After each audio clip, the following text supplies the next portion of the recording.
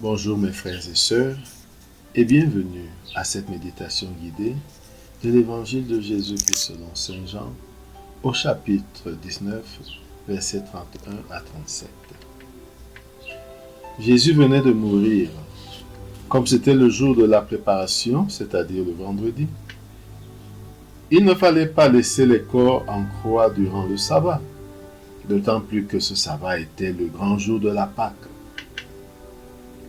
Aussi, les Juifs demandèrent à Pilate qu'on enlève les corps après leur avoir brisé les jambes. Les soldats allèrent donc briser les jambes du premier, puis de l'autre homme crucifié avec Jésus. Quand ils arrivèrent à Jésus, voyant qu'il était déjà mort, ils ne lui brisèrent pas les jambes. Mais un des soldats, avec sa lance, lui perça le côté, et aussitôt il en sortit de l'eau, du sang et de l'eau. Quand ils arrivèrent à Jésus, voyant qu'il était déjà mort, ils ne lui brisèrent pas les jambes, mais un des soldats, avec sa lance, lui perça le côté, et aussitôt il en sortit du sang et de l'eau. Celui qui a vu rend témoignage, et son témoignage est véridique, et celui-là sait qu'il dit vrai, afin que vous aussi vous croyiez. Cela, en effet, arriva pour que s'accomplisse l'Écriture. Aucun de ces os ne sera brisé. Un autre passage de l'Écriture dit encore, ils lèveront les yeux vers celui qu'ils ont transpercé. Après cette première lecture, ce premier contact avec le texte de l'évangile de Jean lu le jour de la fête du Sacré-Cœur, entrons en prière. Au nom du Père et du Fils et du Saint-Esprit. Amen. Prenons conscience de la présence de Dieu. Ressentons l'amour immense qui nous inonde en prenant conscience de sa présence.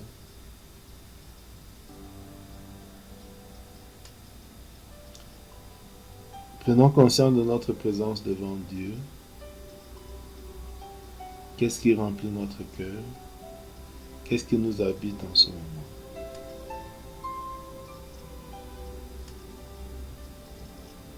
Invoquons l'Esprit Saint de Dieu pour qu'il nous guide et nous accompagne durant ce temps de prière.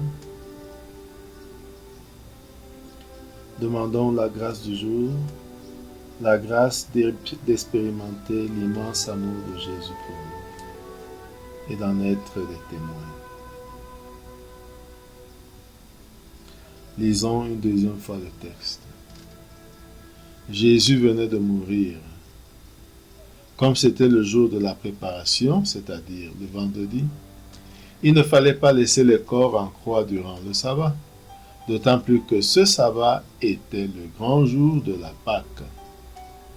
Aussi les Juifs demandèrent à Pilate qu'on enlève les corps après leur avoir brisé les jambes. Les soldats allèrent donc briser les jambes du premier, puis de l'autre homme crucifié avec Jésus.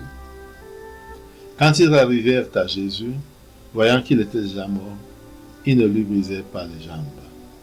Mais un des soldats avec sa lance lui perça le côté. Et aussitôt il en sortit du sang et de l'eau. Celui qui a vu rend témoignage, et son témoignage est véridique. Et celui-là sait qu'il dit vrai, afin que vous aussi vous croyiez. Cela en effet arriva pour que s'accomplisse l'Écriture. Aucun de ces os ne sera brisé. Un autre passage de l'Écriture dit encore, ils lèveront les yeux vers celui qu'ils ont transpercé. Frères et sœurs, composons le lieu. Le lieu est clair. Nous sommes au lieu dit du crâne, au Golgotha, à l'endroit où Jésus a été crucifié. Regardons tout le décor. Regardons Jésus sur la croix, mort, la tête inclinée. Regardons le qui est là. Regardons les deux larrons, les deux bandits qui ont été crucifiés avec Jésus.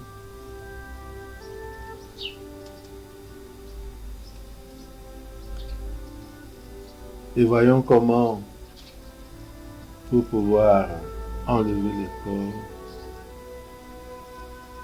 il fallait briser les jambes. Et certainement,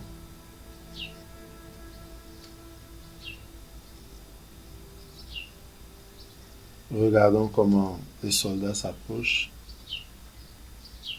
brisent les jambes du premier, puis du second. Mais à Jésus, il ne lui brise pas les jambes, parce qu'il était déjà mort.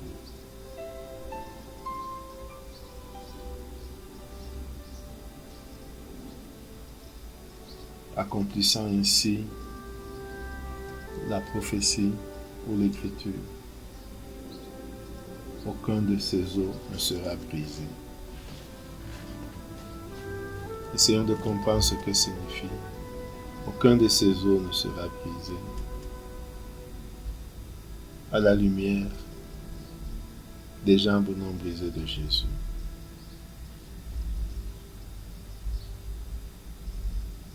Dans notre vie, qu'est-ce que cela peut signifier?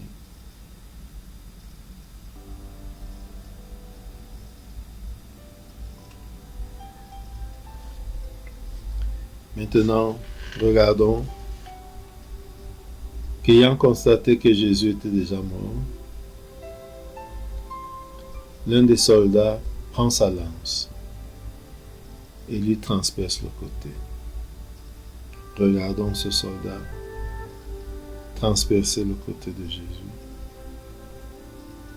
Et voyons jaillir du côté de Jésus, du cœur de Jésus, du sang et de l'eau.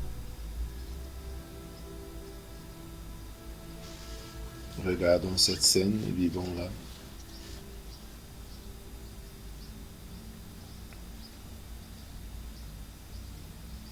Essayons de comprendre que signifie le sang, que signifie l'eau.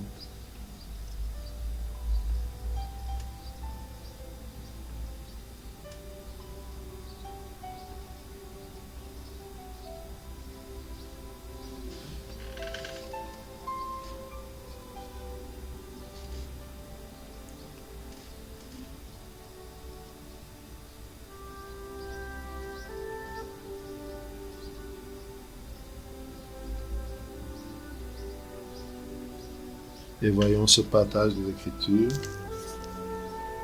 Ils lèveront les yeux vers celui qu'ils ont transpercé. Levons les yeux vers le Seigneur. Regardons son côté transpercé. Regardons jaillir le sang et l'eau.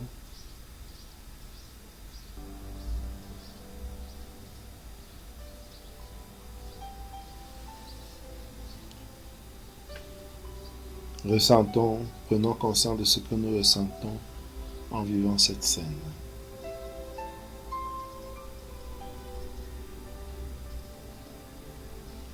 Maintenant, entrons en dialogue avec Jésus. Parlons avec lui du symbolisme des eaux non brisées, du sang et l'eau qui jaillit de son côté, qui nous aide à comprendre, à vivre cela et à comprendre ce que cela signifie pour nous, pour lui, pour tous.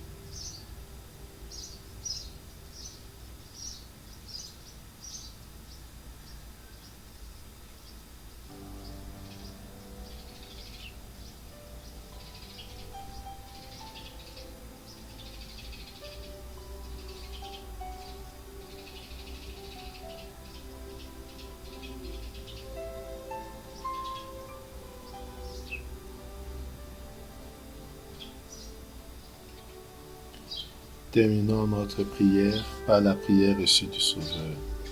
Notre Père qui es aux cieux, que ton nom soit sanctifié, que ton règne vienne, que ta volonté soit faite sur la terre comme au ciel.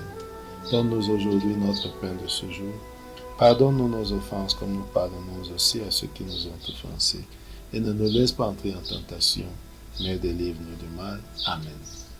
Au nom du Père et du Fils et du Saint-Esprit. Amen. Bonne journée, bonne fête du Sacré-Cœur de Jésus.